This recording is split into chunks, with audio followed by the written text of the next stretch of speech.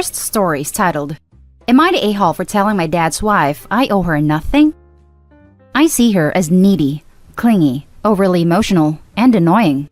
She sees me as cold, mean, and selfish. She married my dad when I was 9 and forced herself into things I didn't want her in, and honestly, things she didn't belong in, given the circumstances. And by that, I mean I had known her for 3 months because she and my dad had a long-distance relationship, and we hadn't spent that much time together prior. The things she tried to force herself into were the traditions I had with my mom. She pushed her way to be there for every single one of them. My friendships. She would tell me who I should and I shouldn't be friends with, and really pushed friendships on me when she hardly knew me. Then again, she heard more about me from my dad than I ever heard about her. She pushed herself into my grief. She always claimed I needed to talk and open up with her, not just to anyone, but to her. She would demand it, follow me around trying to get it. And then she invited herself along to my therapy, which then invalidated therapy for me because I refused to participate with such a new person there. She was very much into the idea that our relationship came before other relationships, and so she would make me spend time with her over my friends because I was resistant to her. My dad was pretty quiet during it all, and honestly, I didn't blame him enough back in the day, and now he knows how I feel about his part in it all. She would hug me without consent and squeeze, so I couldn't push her off. She would try to kiss me and get annoyed if I blocked her, and she would hold my hand when I didn't like it. So, the other night, she told me she was tired of having me keep her out of my life. That she loved me and my dad and was a good stepmom and wife, and she deserved to be acknowledged, loved, and appreciated for it. I didn't answer her, which made her angrier, and she snapped, and she told me I was being mean to her for no reason. And then I told her that just because my dad loved her didn't mean I did or would, and I didn't owe her my love or anything. I told her straight up I owed her nothing. I wanted to go deeper, but my dad stepped in and told me to apologize. This is when, for the second time, I told him he wasn't innocent in all of this either, and I let him know exactly where he messed up. We're not talking now. I wanted to say so much more, and if my dad hadn't stepped in, more home truths would have come from me. Am I the a-hole? I'm 17 female, turning 18 in less than 2 weeks. She sees everything different. So does my dad. Now for the top comments. Not the a-hole. Forcing herself into your therapy sessions? That's totally messed up. What did the therapist say about that? Tell both of them this. You might have been willing to build trust and a familial relationship with her, but you were never given a chance.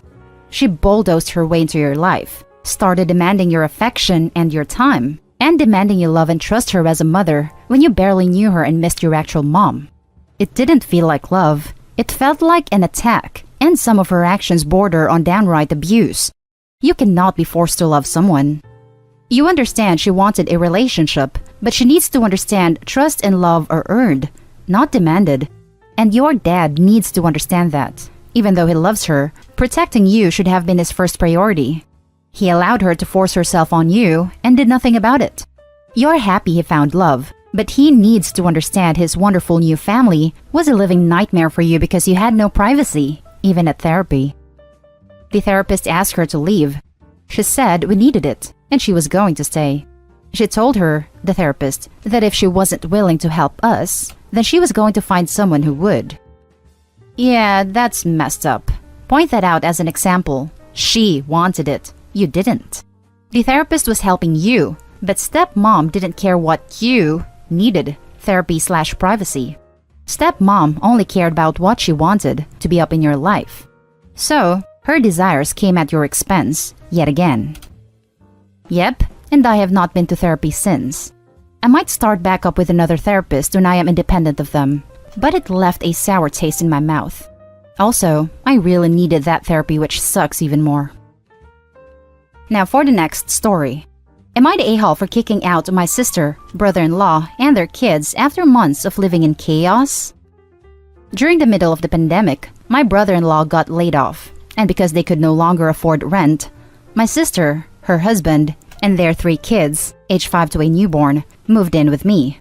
I, 22 male, live in a small flat, but since I work nights and sleep most of the day, it's sort of like they live in the flat, and I'm just some random guy. I understand that kids are very hard to take care of, but I expected my sister to at least try and keep the flat clean. That would be a hard no, since every time I come home, there's dirty dishes all over the place and toys on the floor, and it just smells awful.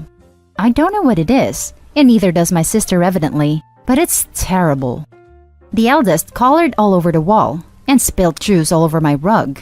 She also broke several fragile glass figurines that I inherited from my mother, who has passed away. My sister, we don't share the same mother, disregarded all of these things, and when I got upset, just told me to get over it because her kid didn't mean it. I've had to get rid of a chair because the second eldest vomited all over it, and nothing that saved it. The youngest cried a lot, and it understandably irritated my neighbors, who never said anything to the landlady but did come over multiple times to complain. I have sat my sister down and explained my frustrations to her multiple times, but she just doesn't care. I have tried to explain everything to my brother-in-law, but he is rarely home, despite not having a job yet, even though it's been months. The kids were up at the same time that I was asleep, and they constantly ran in and out of my room, screaming their little heads off. I love them, really, but I couldn't deal with that, especially since you have to be alert and present in my line of work, security guard. The final straw for me was that somebody, more than likely the eldest child, let loose my leopard geckos. It took hours, and although I finally managed to find all of them, it was the last straw that broke the camel's back, and I told my sister that she had to leave and that I couldn't take it anymore. It's been a week since then. I have gotten no word from my sister, but the rest of our family has been calling non-stop, demanding to know how I could just kick my niece and nephews onto the street. Am I the a-hole? Now for the top comments. Not the a-hole. If your family is so worried, they can take them in themselves. A small flat is no place for a family of 5. Some people have absolutely no concept of how to take care of kids. They just don't understand how kids work at all, lol. Yet they go on and have plenty of them and hope they figure it out in the process. I'm wondering what the brother-in-law does all day considering he doesn't have a job.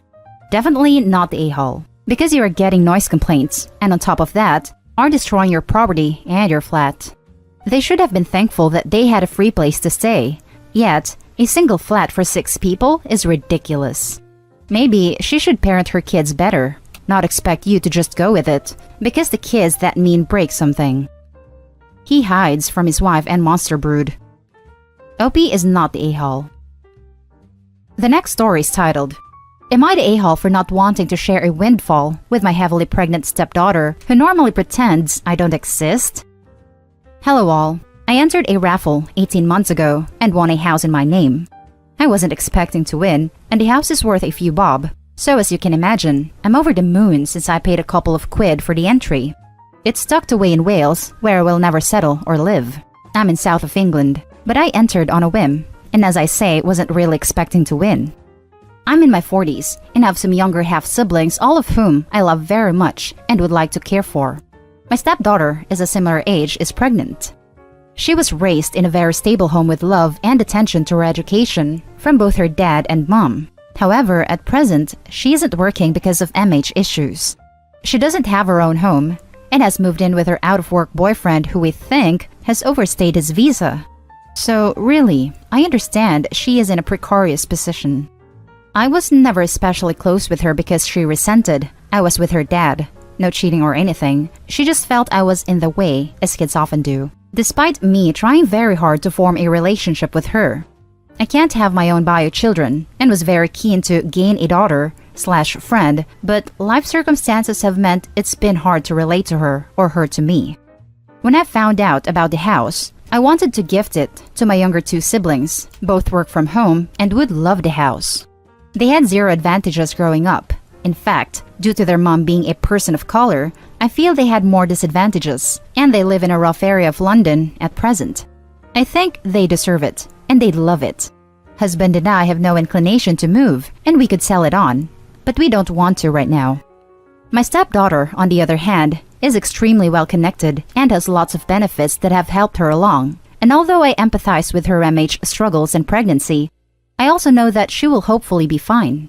My husband is already supporting her with a large allowance each month, as well as her mom.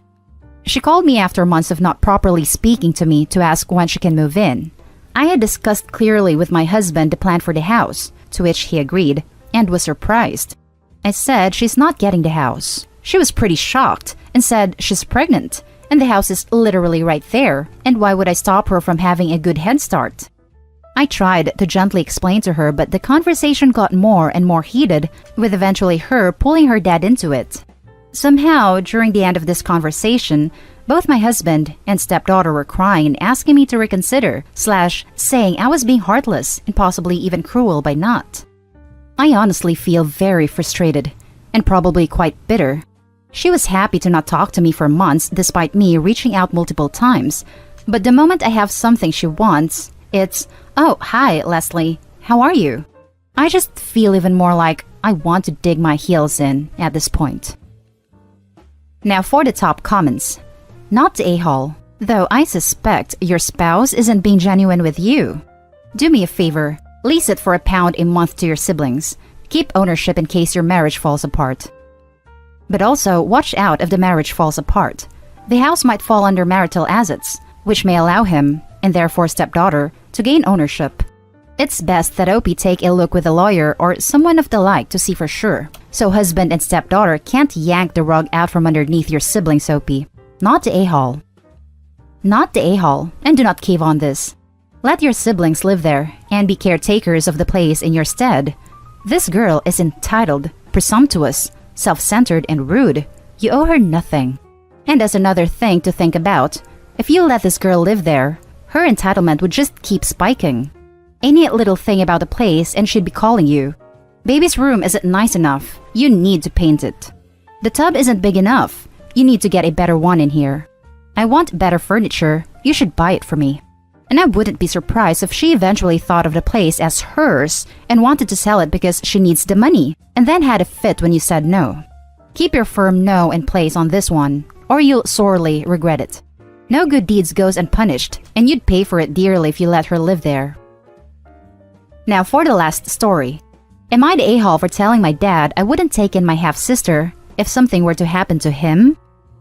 This has been on my mind for the past couple months since the discussion occurred. Backstory: my parents divorced when I was 1, and he has always just tried buying my love. We have had very heavy verbal altercations since I was around 11 from what I remember. He has caused me many of anxiety attacks and has never gone out of his way to be a dad. Around June of 2020, he broke the news that he had gotten his girlfriend of 2 years pregnant, accidentally, and that a baby was born already. I didn't pay much mind because I would be leaving to Europe for college mid-September. I, 18 female, had been hanging out with my dad, 40 male, around the first week of September. I was set to move the next week, so he was trying to make up for 17 years of arguments, lack of emotional support, and overall awful parenting. One of the days, he asked if I wanted to meet the baby, to which I just said I would think about it. Then around 2 days before I leave, he asked if I had thought about it, and I decided to tell him the truth. The truth being that I didn't. She is only 2 months old, so she wouldn't even remember it. I told him that if she ever asked to meet me when she is older, then I would be fine with that. He was disappointed by this, and asked if I would take her in if something were to happen to him and his girlfriend. This is what has been on my mind. I told him that I would not consider myself an option if that were to happen. I'm moving to Europe for college because I want to stay there for my future career. To move a child being raised in the US to a European country where English isn't the primary language is not ideal. This kid has also an 18-year age difference to me, so I see no relationship between the two of us happening. I hold no ill will for this innocent child, but my dad keeps guilt-tripping me by saying that she's my sister. He also doesn't consider that his girlfriend's daughter, who is my exact age and is planning to stay in the US, an option, because I should be the first choice. Am I the a-hole for being honest with the fact that I wouldn't take in my half-sister? Edit. Sorry if it wasn't clear, but my dad's girlfriend is around his age. I'm the one that's 18, and his girlfriend has a daughter who is also 18. This is pretty straightforward, not the a-hole. Not your responsibility. Your half-sibling has options other than you. You haven't met them, and also, this is such a weird thing to be planning for on your dad's part. If he died tomorrow, an 18-year-old would be a terrible candidate for guardianship. A part of me also sees it as straightforward, but I am aware that I have a very heavy single-child mentality because I was one for 18 years and still consider myself to be. So I felt that maybe I might be being a bit too cruel. Also, it's not that weird in his mind because his dad died when he was 8 and he started working at 11 to provide for himself since he didn't like school. Third world country stuff. Not to a-hole. This child is a stranger to you and it would be an incredible burden, especially at your age. I suspect your dad is pressuring you because he thinks it will mean that you forgive him or that there isn't any real problem between the two of you. Honestly, that never crossed my mind. He has always just never acknowledged the fact that he caused me so much pain and stress, so I might be overlooking the fact that he actually might think about it. And that's the end of this video, folks. As always, leave a comment and hit like and subscribe. And if you want more of this content, turn your notification on to get updated on the latest videos. And I'll catch you in the next one. Stay safe.